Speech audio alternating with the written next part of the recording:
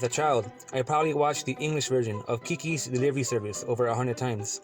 Soaring and I'm Gonna Fly are precious songs to me to the extent I thought I'd tear up if I heard them again, and I did. I remember my mother would constantly quote Asano's lines about the pacifier, as odd as it may be to admit.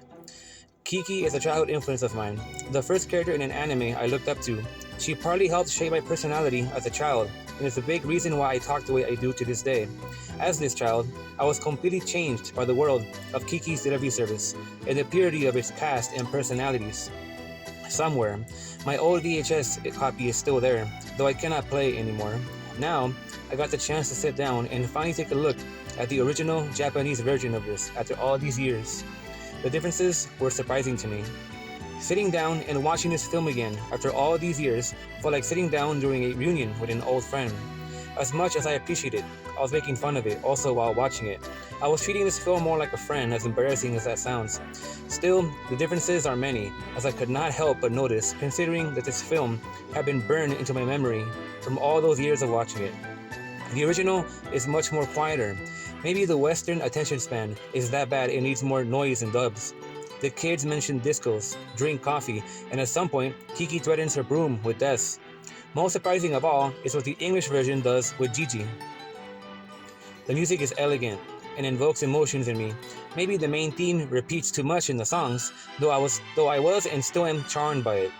Listening to the bittersweet end of On a Clear Day fills me with elegance and makes my mind dance. To me, that's Kiki's theme song. I close my eyes as it reminds me of my childhood and takes me into the world of this film with imagination. Then, I have to pinch myself and remind myself to stop taking cartoons so seriously. Eventually, Kiki begins to lose confidence in direction in her life. Despite her and Tombo start to bond, she could not accept his friends because that one rich snobby one was among the group. Not only that, she was going through a depressive state, a sort of writer's block, though with flying. All she needed was a reason to get her powers back, and she finds something out in terms of misfortune that aids her in that way. Because of my bias, I can't give this anything lower than a 10. I was too immersed and connected emotionally with it, and still am, that I can't go any lower. Still, all 10 out of 10s feels biased anyways.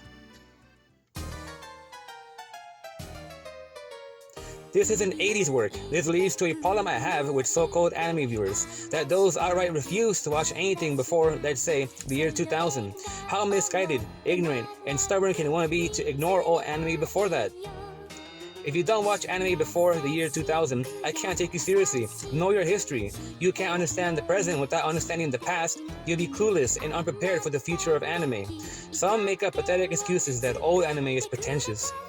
When someone says an anime is pretentious, most of the time, they probably didn't understand it or try to.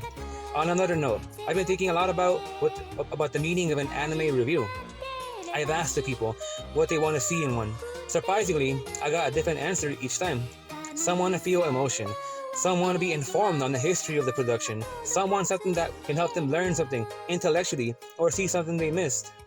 Others, simply put, just want to hear someone talk about anime. I found this very interesting. My approach to an anime review is to make it in my own style, partly a self-autobiographical analysis in relation to the anime and what it means to me on an emotional level. Sure, I am an amateur on a writing level, and I am constantly trying to improve my editing as much as a battle as it's been. This channel has been one about growing also. I've crawled out of many hardships and continue to find myself in new ones.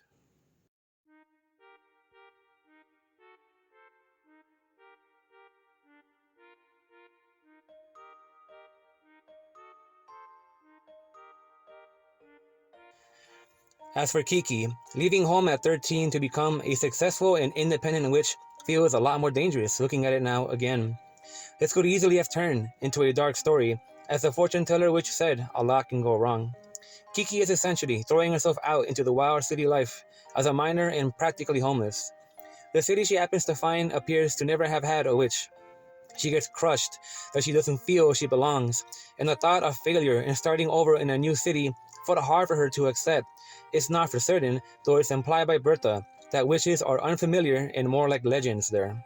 Considering that, it's not surprising how everyone is shocked or scared to see Kiki for the most part. Seen as an anomaly, and asking permission to stay by asking random people for some odd reason, she gets outcasted. It gets even more ridiculous. She almost causes a bloody multi-vehicle car accident, evades arrest on broom, and becomes a fugitive, sitting alone eating a sandwich she took with her cat and little money. The situation felt hopeless. If not for Osano, what could have happened? She's not Yobiki Joe, who could probably adapt to a jungle if he had to. Though that unsettling feeling of isolation and hopelessness felt harsh to watch. Not only that, as someone who is not used to the city life, Kiki almost gets run over by a car, as she is not used to looking both ways. All she could do at the moment was window shop, in which about material possessions that seemed impossible for her to acquire, and feel frustrated by the stylish clothes of the street kids because she still had not accepted and embraced her weirdness. She meets a kid named Tombo that seems as if he was an obsessed stalker that's into witches, though he actually means well. Kiki gets upset with him, seeing as though she is very formal and he isn't. Not only that, he was showing her off as something cool rather than human. After a few more frustrating interactions, she does decide to go to a party of his, despite that she was mad at him. Was she being nice? She was already talking about boyfriends, and looking out the window, bored, looking a bit envious of the couples passing by the bakery. Why not give him a chance?